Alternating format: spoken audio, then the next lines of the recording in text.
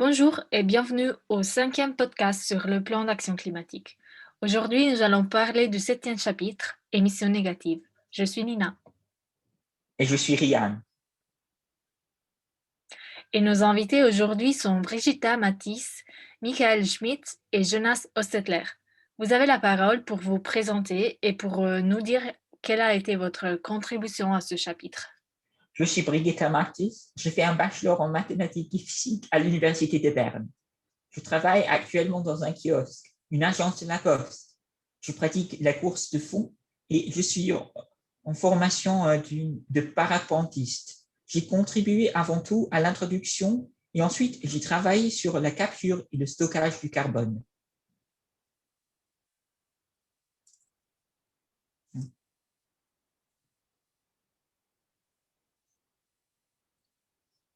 Salut, c'est un très grand plaisir d'être ici avec vous. J'ai collaboré et proposé mes contributions pour le développement du contenu, mais je n'ai pas participé à la rédaction. J'ai vu que mes collègues des domaines de l'agriculture et foresterie étaient dans le projet, mais ma contribution était limitée aux points déjà évoqués. Je m'appelle Jonas Hochstetler. J'ai fait mes études et puis un doctorat en chimie à l'ETH. J'étais parmi les fondateurs des Parents pour le climat et maintenant je travaille comme prof de chimie dans un établissement scolaire. J'ai contribué aussi au chapitre 7, en particulier sur Direct Air Capture. Ça veut dire la capture directe du CO2 dans l'atmosphère pour le stocker ensuite.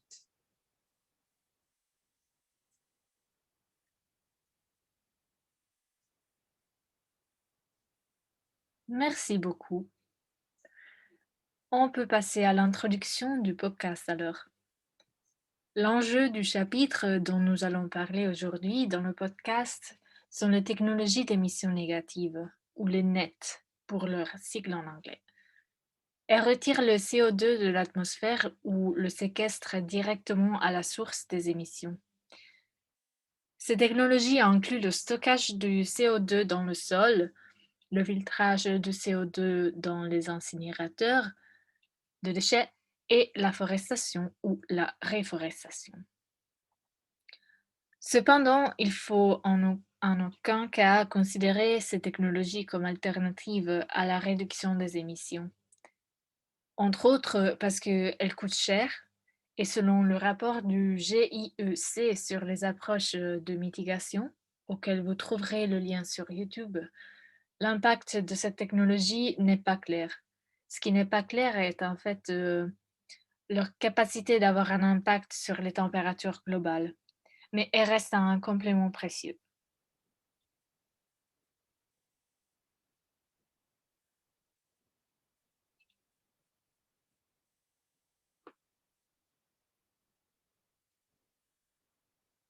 Tout d'abord, nous allons lancer la discussion avec des questions générales.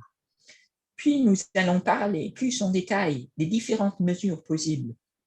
Je propose de commencer avec une question essentielle.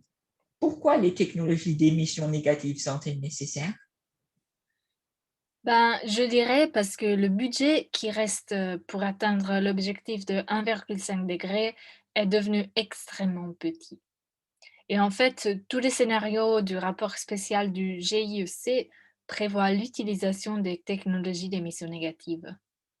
Même le scénario le plus ambitieux en termes de réduction de la consommation d'énergie, de la croissance de la population, etc., fait recours aux technologies d'émissions négatives.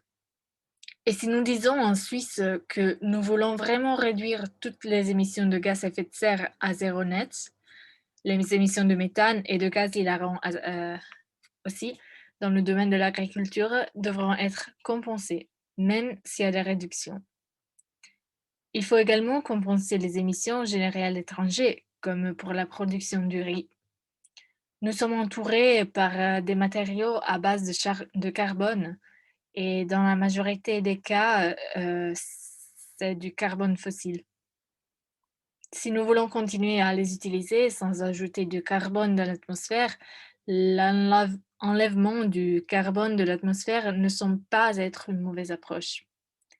Donc, pour revenir au rapport du GIEC que j'avais mentionné tout d'abord, leur modélisation part du principe que le budget carbone sera largement dépassé, mais que le CO2 sera enlevé de l'atmosphère dans un deuxième temps. C'est sur la base de cette approche qu'ils arrivent à la date de 2050 pour la réduction des émissions à zéro, mais c'est un pari sur des technologies d'émissions négatives qui est quand même assez irréaliste. Si nous dépassons le budget de CO2 et il s'avère qu'on ne peut pas réaliser les émissions négatives parce que personne n'est prêt à porter le fardeau financier, ben, nous aurons abusé les générations futures. Il faut être très clair. Quand je dis que les technologies d'émissions négatives sont nécessaires, ce n'est pas pour enlever du CO2 de l'atmosphère dans la deuxième moitié du siècle, mais c'est pour agir tout de suite pour rester dans les limites du budget carbone restant.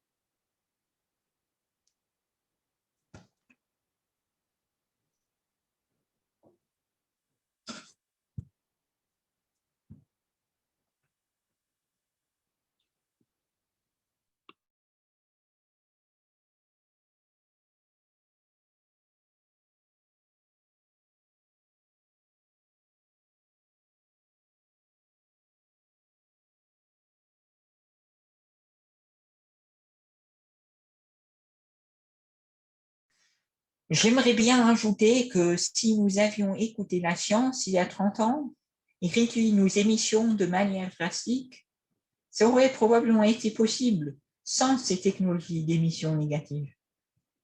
Nous y serions arrivés. Mais maintenant, avec les émissions monstrueuses des derniers 30 ans, nous n'avons pratiquement plus de temps pour réduire les émissions. Même en faisant le plus grand effort concevable pour atteindre le zéro net, c'est probable que même si nous y arrivons, nous ne pourrons pas atteindre une concentration de CO2 compatible avec un climat stable après avoir pompé tant de CO2 dans l'atmosphère. Et donc, la question se pose, qu'est-ce que nous allons faire? Une possibilité serait d'enlever le CO2 avant et peut-être après, mais quelles seraient les alternatives? La destruction de la nature, avec la disparition de beaucoup d'espèces. Et si les gens dans 30 ans ne veulent pas ça, ils devront choisir parmi les options disponibles. Premièrement, de continuer à utiliser les technologies d'émissions négatives. Ou deuxièmement, commencer à utiliser les technologies appliquées à la radiation solaire, histoire de rendre l'atmosphère imperméable à la lumière pour éviter les pires conséquences du changement climatique. Et ce serait vraiment le pire scénario, de modifier l'atmosphère en sorte qu'elle devienne imperméable. Ça aurait des impacts négatifs sur les précipitations. Et l'acidification des océans continuerait à suivre son cours. Malheureusement, nous n'avons plus le temps pour les bonnes options. Maintenant, il faut sauver les meubles en utilisant, j'espère, des bonnes méthodes. Enlever le CO2 de l'atmosphère et le stocker est beaucoup mieux que modifier l'atmosphère pour refléter la lumière du soleil ou laisser le changement climatique suivre son cours. C'est un choix auquel nous serons confrontés.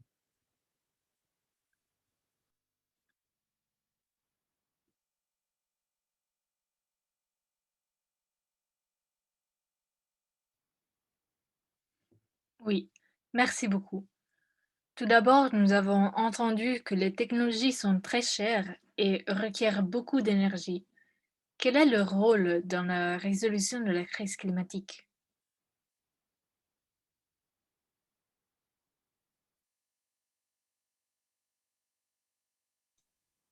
Très cher et beaucoup d'énergie. Pour moi, ça fait tirer la sonnette d'alarme. Il faut toujours voir les choses en perspective. Si nous voulons atteindre le zéro net très rapidement, il y aura un prix à payer. Si on prend conscience de la sévérité de la crise climatique, on voit que ça justifie des investissements lourds. Oui, ces technologies sont plus chères et plus énergivores que les solutions qui évitent la production d'émissions. Et ça, c'est clair, et c'est bien. Car cela signifie qu'elles seront réservées au contexte où une substitution de l'approvisionnement énergétique est difficilement concevable.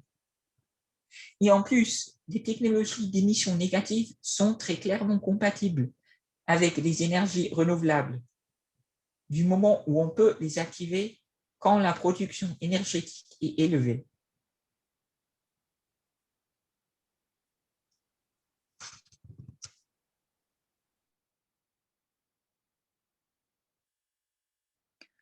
Je dirais que certes, les prix sont élevés, mais la valeur de ce qu'on peut faire avec les technologies d'émissions négatives correspond aux taxes incitatives sur le CO2 prévues pour les décennies à venir. Même aujourd'hui, nous payons en Suisse presque 100 francs par tonne de CO2 émise. Et selon les prévisions moyennement optimistes, le prix des technologies d'émissions négatives sera comparable. De ces 100 à 200 francs par tonne, le coût de l'énergie représenterait à peu près 20 à 30 francs. Et en tout cas, c'est mieux qu'on s'y lance et enlève le CO2. Les prix de ces technologies aujourd'hui reflètent le fait qu'elles ne sont pas déployées à la grande échelle. Il y a 25 ans, le photovoltaïque coûtait aussi très cher, alors que maintenant, c'est extrêmement bon marché. Et nous devons faire la même chose avec les technologies d'émissions négatives, c'est-à-dire les développer maintenant pour réduire le coût. Et ne pas continuer à pomper autant de CO2 dans l'air que l'on veut. Pardon. Même si le fossile coûte peu sur le papier aujourd'hui, la construction d'une centrale à charbon ou à gaz ne se repaye pas. Le fossile a fait son temps, et c'est à nous d'accélérer la transition. Il faut faire tout possible pour éviter les émissions de CO2 qui ne sont pas nécessaires, et celles qui sont nécessaires doivent être neutralisées. Mais vraiment neutralisées. Pas juste compensées à l'étranger, mais enlever concrètement en stockant le CO2 de l'atmosphère à l'étranger aussi.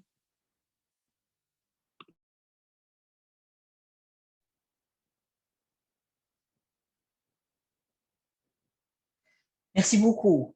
Une critique fréquente aux technologies d'émissions négatives est que pas toutes les technologies sont prêtes. Qu'est-ce que vous en pensez? Quelles technologies sont disponibles? Quelles technologies faut-il encore?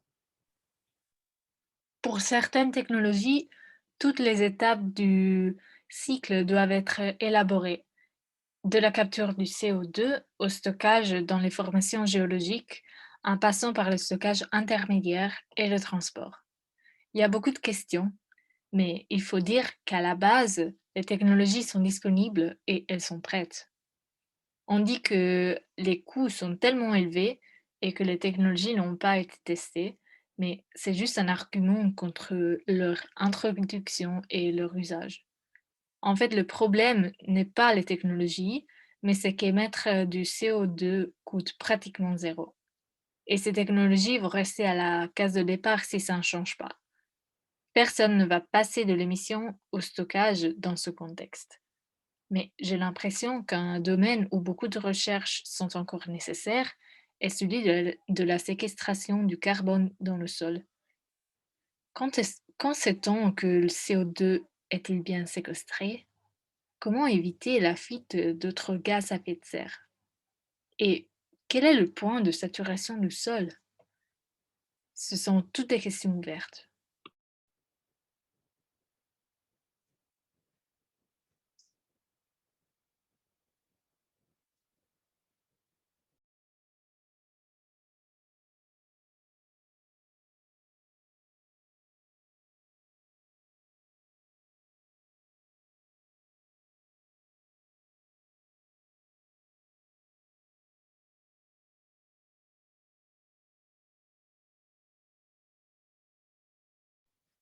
Moi, j'aimerais bien ajouter que la technologie n'est pas tout à fait nouvelle. Dans vos cours de chimie, vous aurez peut-être fait des expériences où vous avez expiré dans une solution calcaire brûlée et le liquide est devenu trouble. Ce que vous avez fait est d'extraire du CO2 de l'air de votre souffle et le pomper dans l'eau. C'est à peu près comme ça que les technologies de capture fonctionnent. On le pompe dedans et on le retire. La question qui se pose est comment réaliser ce processus à grande échelle? On sait que c'est possible, on sait comment faire, mais ça n'est pas la question. Il faut juste déployer ces technologies à grande échelle. Il y a un peu plus de 20 ans, l'Allemagne a décidé de financer le photovoltaïque et l'énergie éolienne. Mais personne n'aurait cru à l'époque que les prix seraient tombés de manière si spectaculaire. Dans beaucoup de régions du monde, le photovoltaïque et l'éolienne sont devenus les sources d'énergie les meilleurs marchés, loin devant les autres sources d'énergie. 2 centimes par kilowattheure d'énergie. C'était inimaginable à l'époque, mais c'est devenu une réalité. Les installations éoliennes et le photovoltaïque étaient dans les années 60. Mais on a changé la donne quand on les a déployés à grande échelle. On a donné un nouvel élan à la transition énergétique. Maintenant, nous devons décider si nous voulons vraiment développer ces technologies. C'est clair qu'il faut le faire. Et j'espère que la Suisse sera un acteur de premier plan. C'est l'Allemagne qui a donné un coup de pouce au photovoltaïque. Et peut-être que la Suisse sera un pays qui contribuera à développer considérablement les technologies d'émissions négatives.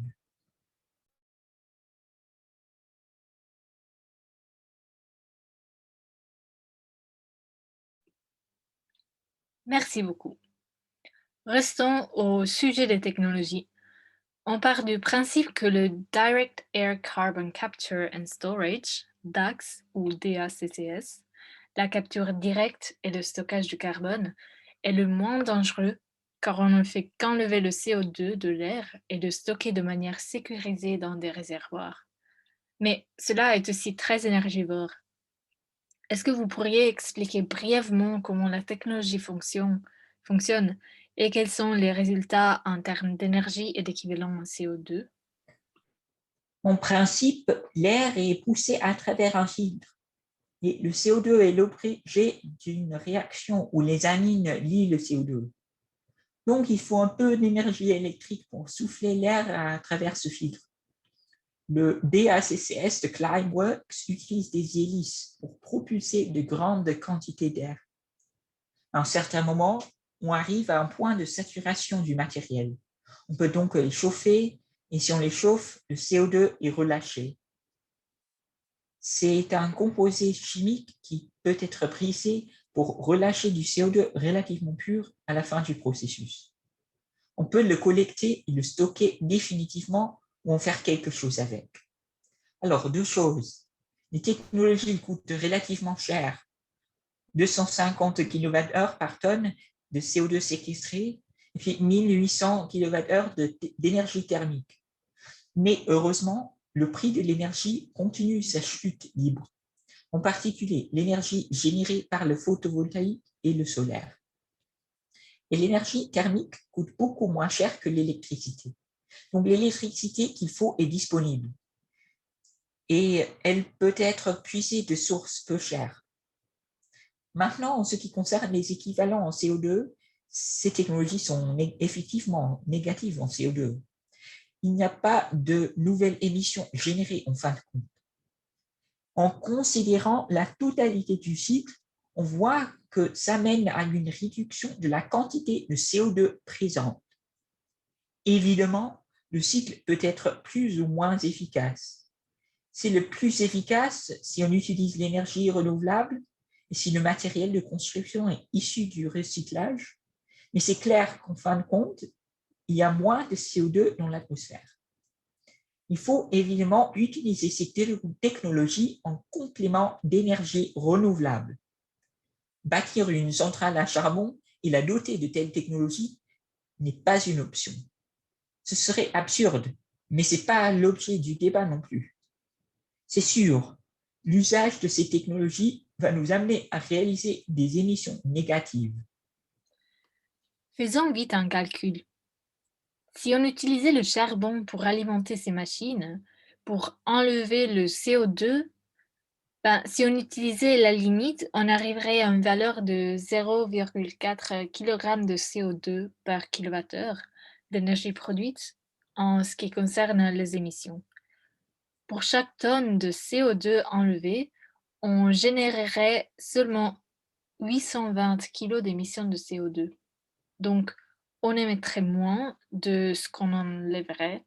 Et ceci n'est pas un projet qu'on propose, mais il illustre que ces technologies enlèvent vraiment du CO2 du système et le feraient même si l'énergie était générée avec la lignite.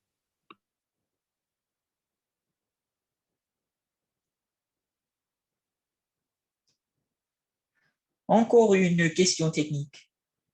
Comment fonctionne le stockage du carbone dans le sol? Comment s'est réduit la concentration de CO2 dans l'atmosphère? Quelles solutions sont envisageables pour l'usage des sols par l'agriculture? Tout d'abord, il faut distinguer clairement entre le stockage du CO2 et du carbone. Qu'est-ce que nous voulons stocker? Si c'est le CO2, ce n'est pas comme stocker du charbon. Donc, je vais parler tout d'abord du stockage du CO2. Et puis Brigitta est probablement mieux informée en ce qui concerne le Carbon Soil Sequestration, c'est-à-dire la séquestration du carbone dans le sol. Alors, il y a plusieurs approches possibles pour stocker le CO2. Le CO2 est un gaz, donc il faut le comprimer pour le pomper dans le sol. Une méthode essayée par Climeworks en Islande avec des carbonates est celui de minéraliser le CO2. Donc, en fait, on dissout le CO2 dans de l'eau en créant de l'eau minérale qu'on enfonce dans le sol et puis on le stocke dans du basalte jaune. Le basalte jaune réagit avec le CO2 pour créer des carbonates, donc des minéraux. Et ça se passe relativement rapidement car le CO2 réagit avec la pierre et ne peut pas fuir. Et puis on y est. Il y a eu également des recherches sur le potentiel de cette méthode. Il y a assez de basalte dans le monde, donc ça, ce n'est pas le problème. C'est clairement faisable. On pourrait aussi remplir les espaces où le gaz naturel était stocké pendant des millions d'années. Ces espaces sont forcément fermés hermétiquement parce que sinon le gaz ne serait pas resté là. Il aurait fuité au cours de ces millions d'années.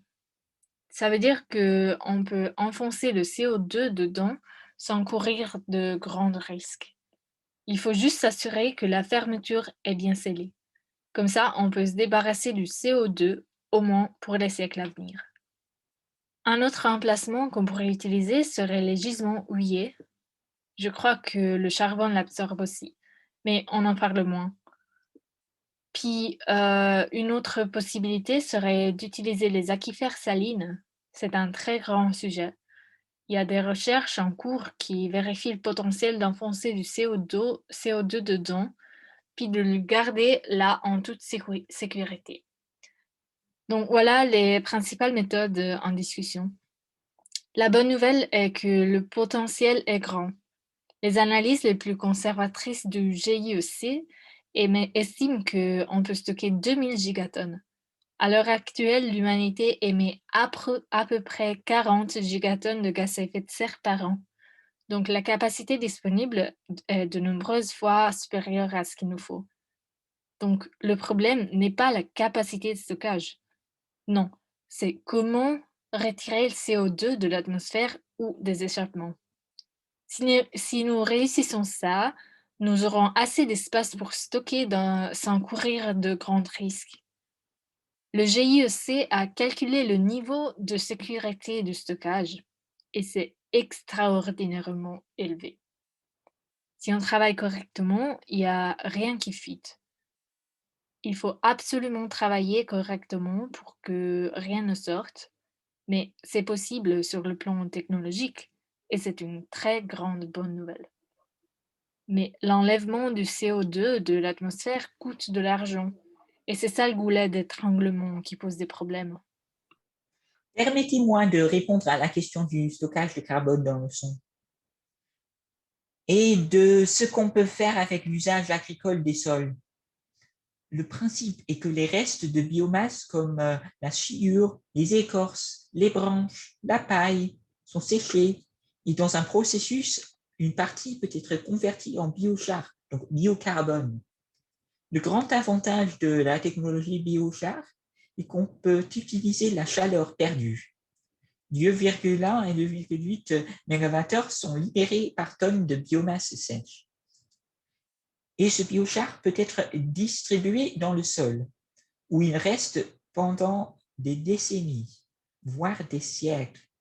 Et si on le stocke avec de l'argile, on peut le garder là pendant des millénaires. C'est aussi une forme de stockage sûr. Mais il y a aussi certains défis. L'organisation doit être décentralisée pour minimiser le transport. Il faut utiliser la chaleur de manière intelligente. Mais les avantages pour le sol sont vraiment assez importants. Une meilleure rétention de l'eau, une meilleure pénétration, une meilleure protection contre l'érosion, ce sont vraiment des avantages qu'il faut prendre au sérieux.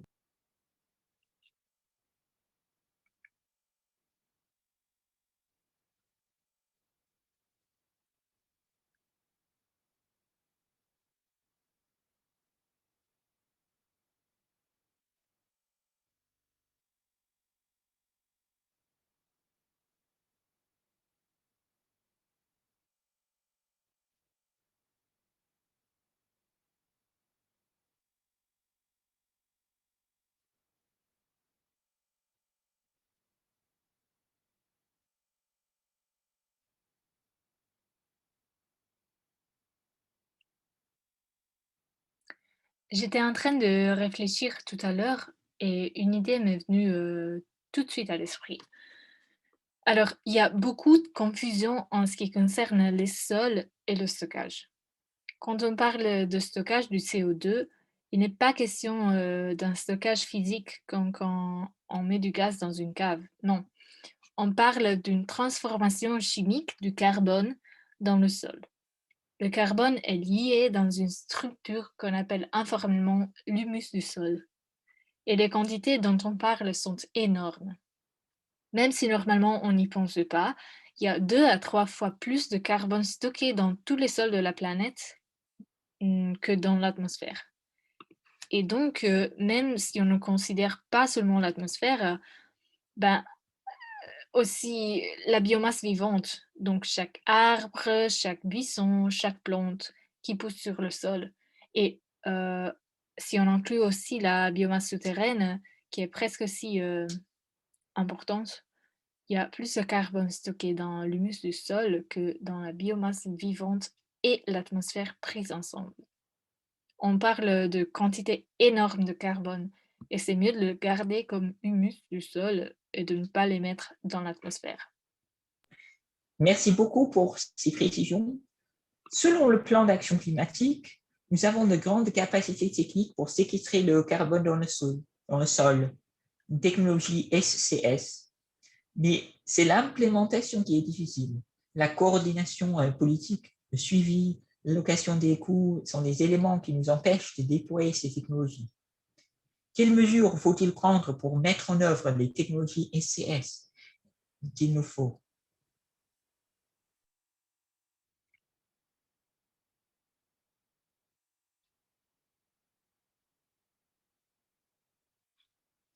Un petit rappel, une chose qui est souvent oubliée quand on parle de ces technologies est que notre priorité doit être d'arrêter d'utiliser les carburants fossiles.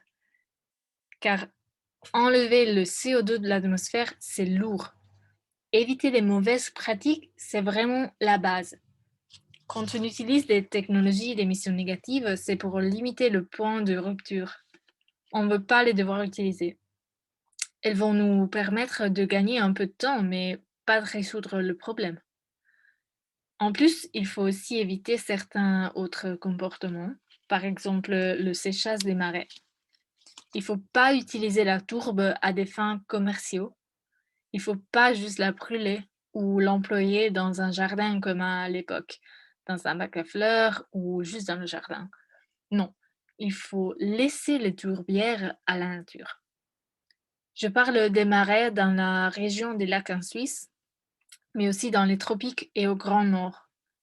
Garder à long terme tout CO2 fixé sous l'eau nous donne une grande sécurité. La végétation primaire doit être laissée à la nature. On pourrait aussi éviter d'éroder l'humus dont je viens de parler avec une mauvaise agriculture. On peut pratiquer l'agriculture régénérative par exemple. On peut moins labourer les terres mais les cultiver pendant plus longtemps. Ça, c'est la permaculture. Ce sont des mesures qu'on peut prendre et c'est en renonçant à faire certaines choses qu'on peut souvent avoir un impact. Puis on peut les complémenter avec des mesures qu'on pourrait qualifier de techniques pour régénérer l'humus qu'on a érodé avec une agriculture qui l'a rongé. Le contenu organique et le CO2 dans le sol disparaissent actuellement parce que les terres sont labourées de plus en plus et plus profondément. On pratique donc une agriculture non régénérative. Donc, on pourrait renoncer à les labourer, s'aimer des cultures dérobées et appliquer les éléments de la permaculture en mettant des buissons ou des arbres entre les cultures pour toujours couvrir le sol, pour qu'il y ait plus de carbone dans le sol, pour que le sol puisse conserver plus de carbone. Comment peut-on et veut-on mesurer le stockage du carbone? Ben, techniquement, c'est difficile car la quantité stockée est énorme. Les ajouts représentent une proportion infime de ce qui est déjà présent. C'est comme si j'avais un compte bancaire avec un solde astronomique et je gagnais seulement 100 francs par an. Comment peut-on mesurer les fluctuations? Les millions de francs sur le compte représentent des gigatonnes de CO2. Même si ces sommes sont plus modestes, si on ne considère que la partie du CO2 qui relève la Suisse, les changements annuels sont assez microscopiques. Les solutions techniques peuvent comporter une mesure tous les 10 ans ou des processus analytiques que les scientifiques sont en train d'élaborer et de tester. Mais c'est peut-être une question technique qui va au-delà de ce qu'on peut traiter dans ce podcast. Il faut aussi garder à l'esprit que le stockage du carbone n'est pas le seul enjeu ici. La permaculture a aussi des effets positifs, pas d'effets secondaires, mais des effets connus par tous et toutes les agriculteurs et tristes, pour, par tous et toutes les forestiers et forestières, car la couche supérieure du sol est stabilisée et l'érosion est réduite. La capacité d'absorption de l'eau du sol augmente, ce qui facilite également le stockage d'eau sur place et réduit les inondations ailleurs. La disponibilité de nutriments augmente également, ainsi que la biodiversité des sols, dont l'importance souvent est sous-estimée. Donc on a plus d'insectes, différentes bactéries, champignons, qui sont tous très importants pour la vie et pour la santé du sol.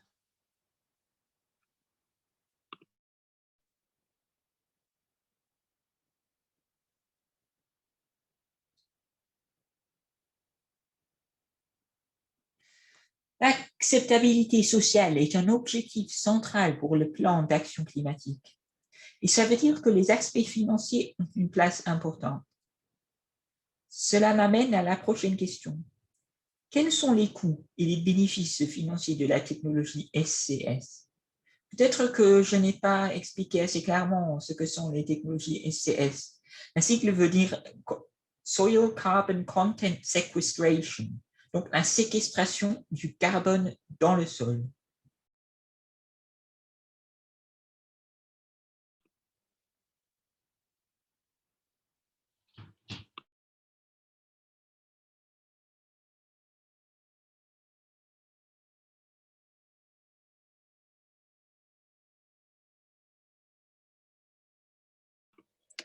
En ce qui concerne la séquestration du carbone, alors je l'ai dit tout à l'heure, mais avec des mesures techniques agricoles accompagnantes. Mais ce n'est pas du tout le Carbon Capture and Storage, CCS. Il ne s'agit pas de filtrer l'air, stocker le CO2 extrait et les presser dans les entrepôts. J'ai essayé de l'expliquer au début. C'est une autre technologie. Mais vu que je ne suis pas un spécialiste du domaine, je ne peux pas vous donner énormément de précision. En ce qui concerne les impacts financiers, d'un côté, c'est une technologie qui simplifie la vie des agriculteurs et des agricultrices, car si on pratique la permaculture, on a moins besoin de prendre des mesures techniques contre l'érosion, avec des charrues parallèles tenues à la main et l'agriculture en terrasse. Car la permaculture permet une meilleure stabilité des agrégats, de petites grumeaux pardon, qui se forment, ce qui réduit l'érosion et par conséquent le travail que les agriculteurs et les agricultrices doivent faire.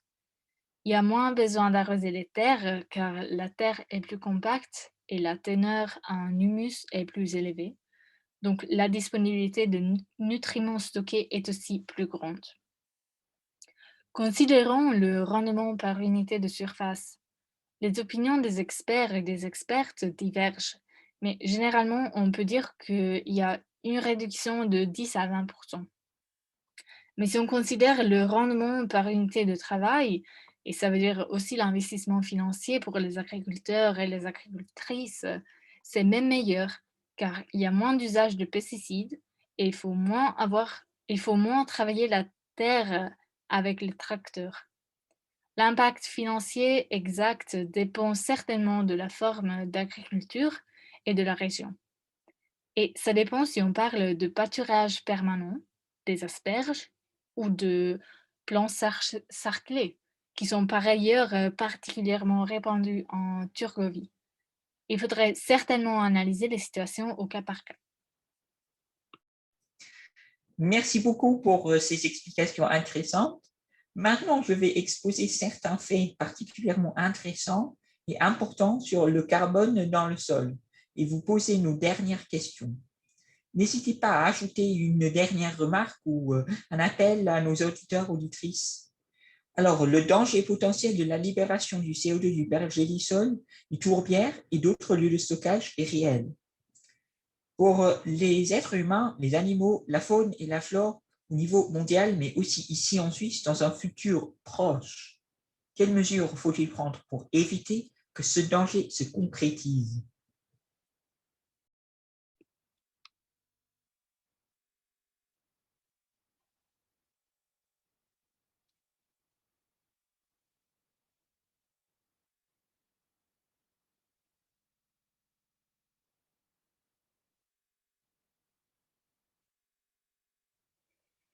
Nous voyons déjà l'impact du changement climatique maintenant. Les bulletins de météo suisse qui rapportent les pics de température chaque mois ou le niveau de précipitation montrent à quel point la situation a changé de ces 10 dernières années. C'était déjà en cours il y a 20 ans, mais ça s'est fortement dégradé. Le climat devient moins stable. Il y a des périodes de précipitations intenses suivies de périodes extrêmement sèches. Et ça a un impact néfaste, pas seulement pour les agriculteurs et les agricultrices, mais aussi pour les consommateurs et les consommatrices. Si les récoltes sont grêlées, par exemple, il y aura des conséquences sur la disponibilité des produits et les prix sur le marché. Le courant jet sera également perturbé, les eaux de l'Arctique seront libres de glace pendant plus longtemps et il y aura de plus grandes oscillations de température. Si les phases chaudes duraient seulement 2 jours, à peu près dans le passé, bah, maintenant elles peuvent durer plus ou moins 2 semaines. Donc, il y a des phases très chaudes et des phases très froides qui sont nuisibles pour la nature et les êtres humains. Les hautes températures sont particulièrement visibles en été. En hiver, on les remarque moins, s'il fait disons de -5 à -10 degrés. On remarque moins cette différence par rapport à quand il fait de 30 à 35 degrés en été. Donc voilà les dangers auxquels nous sommes confrontés. C'est aussi une menace pour l'hydroélectricité, car si les glaciers fondent, le débit d'eau dont on puise cette énergie sera fortement réduit.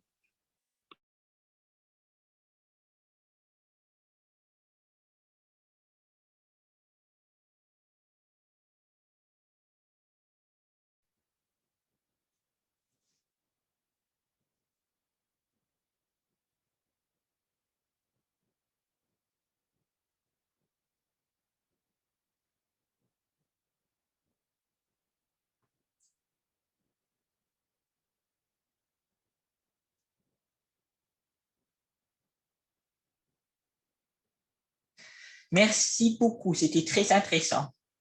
Venons maintenant aux mesures du plan d'action climatique.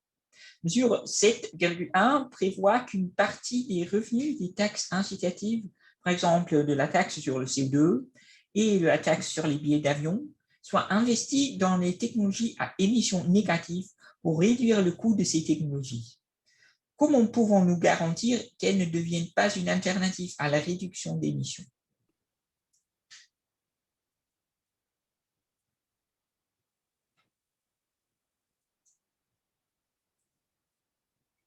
L'usage des technologies d'émissions négatives coûtera toujours plus cher que la non-émission de gaz à effet de serre.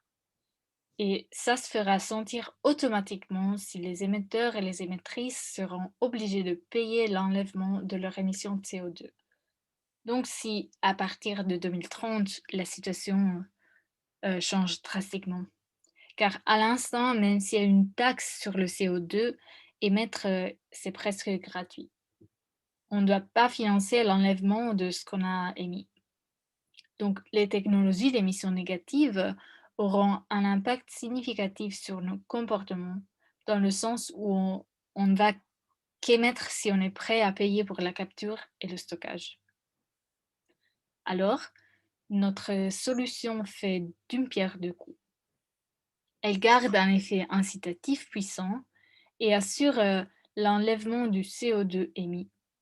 En plus, elle facilite le développement des énergies renouvelables qui sont essentielles pour les technologies d'émissions négatives et rendent le développement des énergies renouvelables plus intéressant. Mais ce n'est en aucun cas une solution qui prend la place des autres.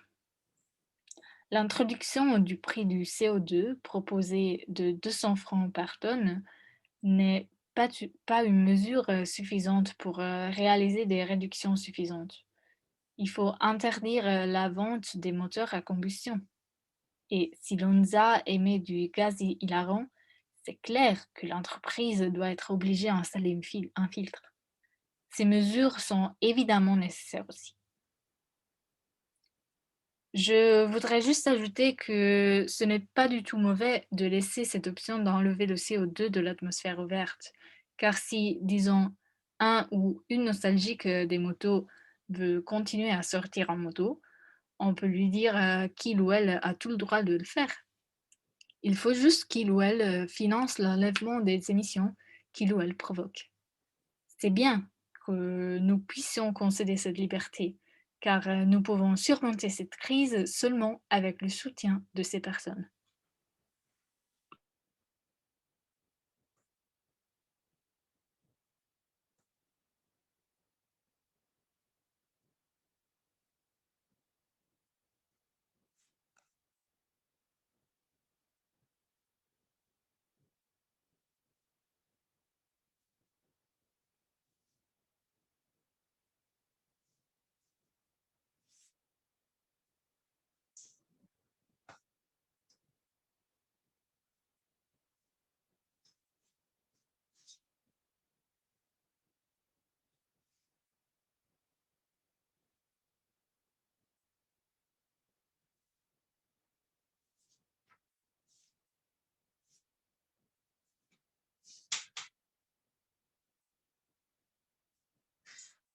Je trouve que ceci est un point important.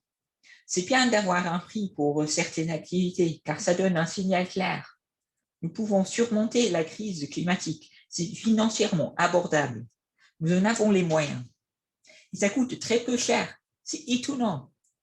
Oui, il y aura un impact financier, mais c'est tout à fait faisable de financer cette transition. C'est pourquoi nous proposons d'augmenter graduellement la proportion des émissions qui doivent être compensées avec les technologies d'émissions négatives. On pourrait dire aujourd'hui qu'on ne va rien faire d'ici 2030, mais qu'à partir de 2030, les émissions doivent être évitées ou entièrement compensées. Ce serait un choc, car on n'aurait pas développé les technologies, ou au moins pas à l'échelle nécessaire.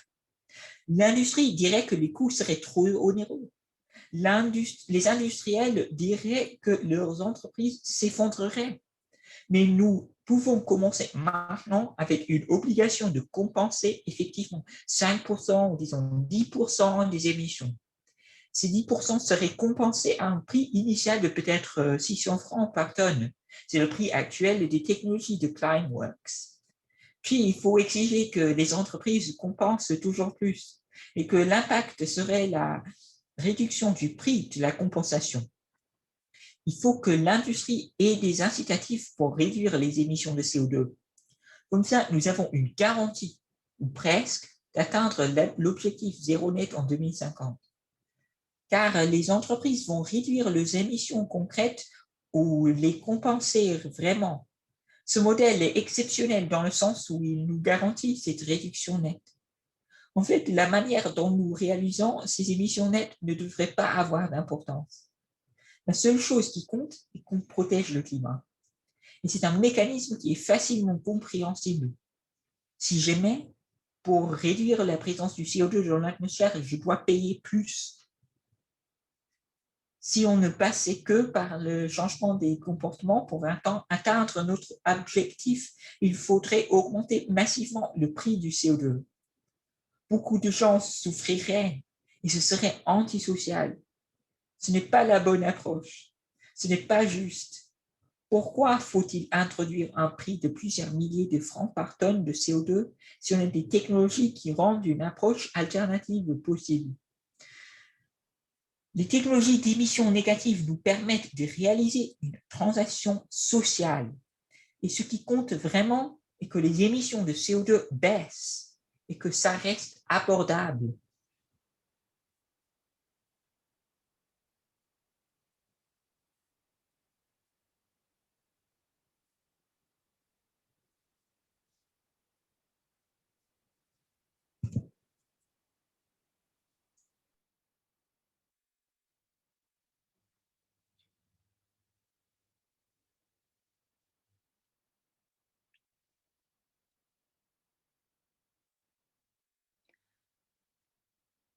La mesure 7.2 revendique la compensation complète des importations des biens provenant de l'étranger. Quels biens seraient touchés par cette mesure et pour quels biens faudrait-il compenser les émissions? Et puis une troisième et dernière question. Quel pourcentage des émissions doit être compensé par les technologies d'émissions négatives? Et là, je ne parle pas que des importations.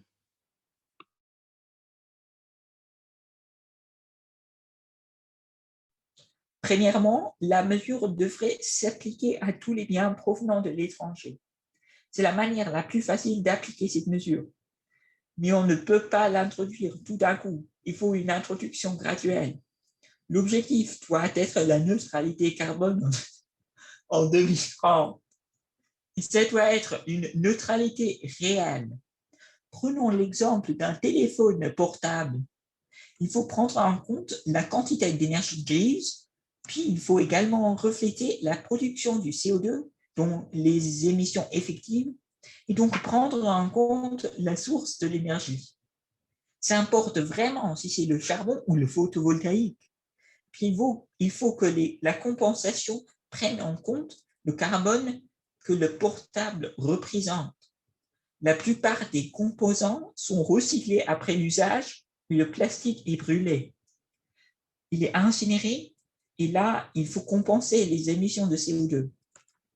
On peut appliquer cette même méthode à tous les produits et au carburant des avions, par exemple. Comme ça, l'avion aussi serait obligé à compenser, l'aviation serait aussi obligé à compenser la totalité de ses émissions d'ici 2030, même si elle ne sera pas passée au carburant synthétique d'ici là, on suppose. Et en fait, quand on parle des importations, il ne faut pas oublier qu'il n'y a pratiquement pas de source de CO2 en Suisse. Presque tout le CO2 brûlé est importé. Il y a certaines exceptions, le béton, certes, mais aussi des émissions provenant de l'agriculture. Mais ici, nous abordons des problèmes différents qu'il faut résoudre séparément. En ce qui concerne le pourcentage des émissions qui doit être compensé, c'est difficile à dire, mais je dirais à peu près 2 à 3%. Si le secteur aérien décide de ne pas réduire ses capacités et de ne pas, on est plutôt autour du 3%. Puis il y a aussi le béton qui s'ajoute à cela. On ne sait pas comment la situation va se développer, mais il est clair que la majorité des émissions doivent être éliminées en remplaçant les énergies fossiles par celles renouvelables. Il faut en finir avec les voitures à moteur thermique. Il n'y a aucune raison d'acheter une voiture à moteur thermique. C'est une idée stupide. Nous devons arrêter de chauffer au mazout ou au gaz comme à l'heure actuelle. Nous devons arrêter ces processus industriels qui génèrent les émissions. Tout ça doit prendre fin. Mais d'autres choses sont difficilement remplaçables. Revenons à l'exemple du passionné de moto. Ne nous cachons pas derrière de fausses excuses. Disons-lui, tu peux continuer, mais il faut compenser les émissions concrètement. Je trouve que c'est une bonne approche et que l'emploi de ces technologies serait limité à quelques pourcents des émissions.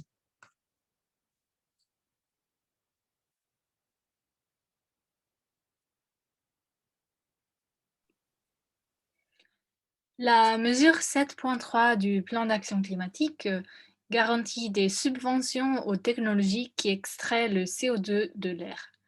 Mais la mesure prévoit une réduction de ces subventions au cours du temps.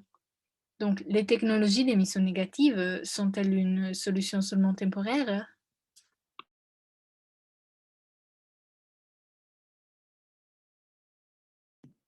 Je dirais oui, idéalement, elles ne seront que temporaires, mais probablement nous n'aurons pas de choix.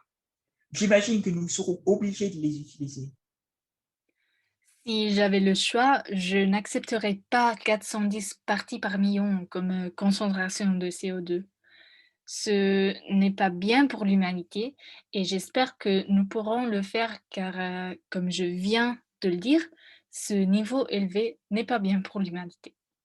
J'espère que nous pourrons réduire la concentration. J'espère que nous le ferons en reconnaissant que c'est une bonne chose pour l'humanité. Nous pouvons nous permettre cet investissement. 350 parties par million serait un bon objectif et j'espère que nous l'assumerons. Il y a une raison pour laquelle nous partons du principe que la concentration va baisser. Nous prévoyons que le prix des technologies va baisser et que nous ne nous permettrons plus d'émettre du CO2 net dans l'atmosphère. Nous allons alors atteindre un point où la compensation réelle nous coûtera moins cher que les taxes sur le CO2. Et si les services de Climeworks ne coûtaient que 100 francs par tonne de carbone, l'usage de leur technologie pourrait coûter moins cher pour les émissions qui restent que de payer une taxe sur le CO2. Mais il faut être clair, nous avons besoin d'une taxe incitative sur le CO2. C'est une solution. Mais nous devons aussi mettre les nouvelles technologies en marche. Il faut les rendre intéressantes pour le marché. Et c'est l'État qui doit le faire car ce genre d'investissement n'est pas intéressant pour le secteur privé. Peut-être qu'il y a quelques milliardaires comme Bill Gates qui seraient motivés pour investir, mais on ne peut pas compter sur elle et eux pour sauver le monde. Ce n'est pas ma vision du monde. Il ne faut pas laisser certaines personnes s'enrichir. Non, l'État doit résoudre le problème dans l'intérêt des citoyens et des citoyennes, dans l'intérêt de nos emplois. Ce que l'Allemagne a fait avec les énergies renouvelables, ben, j'espère qu'on fera avec les technologies d'émissions négatives.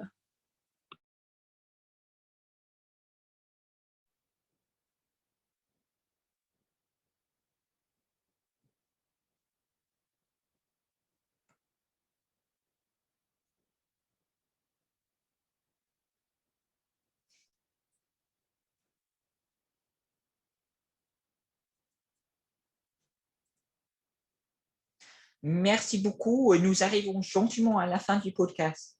En guise de conclusion, voulez-vous nous rappeler quelque chose d'important ou lancer un appel à nos auditeurs et auditrices? Je trouve que c'est important de ne pas considérer les technologies d'émissions négatives comme un instrument pour plus tard. Si nous spéculons sur notre capacité de réaliser des émissions négatives nettes, il y a le risque que trop de gens ne soient pas prêts à payer le prix. Non, il faut accélérer le déploiement de ces technologies maintenant pour atteindre notre objectif d'émissions zéro net et pour rester dans les limites de notre budget de CO2.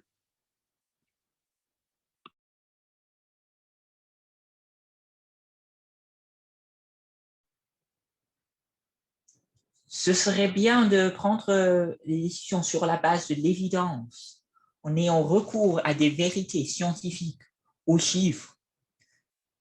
Vu que nous, les êtres humains, sommes éminemment politiques, les décisions seront prises aussi sur la base d'enjeux sociaux et sur la base de nos convictions. Mais dans beaucoup de domaines, donc par exemple, si on est confronté à une pandémie ou au changement climatique, c'est très bien de se baser sur les faits avérés et l'avis des spécialistes. Mais ça veut dire qu'il faut agir. Et c'est là que le bas blesse. Depuis 30 à 40 ans, nous savons ce qu'il faut faire, mais nous ne passons pas à l'acte. C'est ça le problème. En guise d'appel, je souhaiterais dire qu'il faut faire recours à toutes les possibilités pour réduire le CO2. Je crois qu'il est indispensable de faire ce qui est possible et de ne pas dire non parce que ça suppose l'usage de la technologie ou non parce que je suis contre par principe. Non, nous avons un devoir moral de résoudre le problème car nous savons quel sera l'impact à l'avenir pour nos enfants. Il faut faire tout ce qui relève du possible pour stabiliser la concentration du CO2 dans l'atmosphère, pour sauver le climat. Ça peut impliquer l'usage des technologies d'émissions négatives, de voyager moins et bien d'autres choses. Il ne faut pas dire pour des raisons idéologiques, je veux ça, mais pas ça. Non, il faut tout faire pour assurer notre avenir.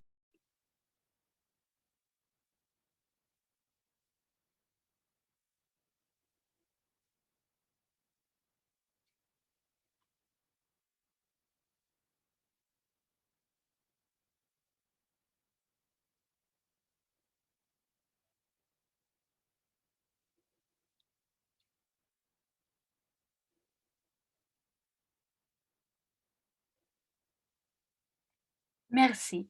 C'était un très beau mot de fin. Et je vous remercie tous les deux pour votre contribution au plan d'action climatique et pour les précisions que vous venez de nous donner dans ce podcast.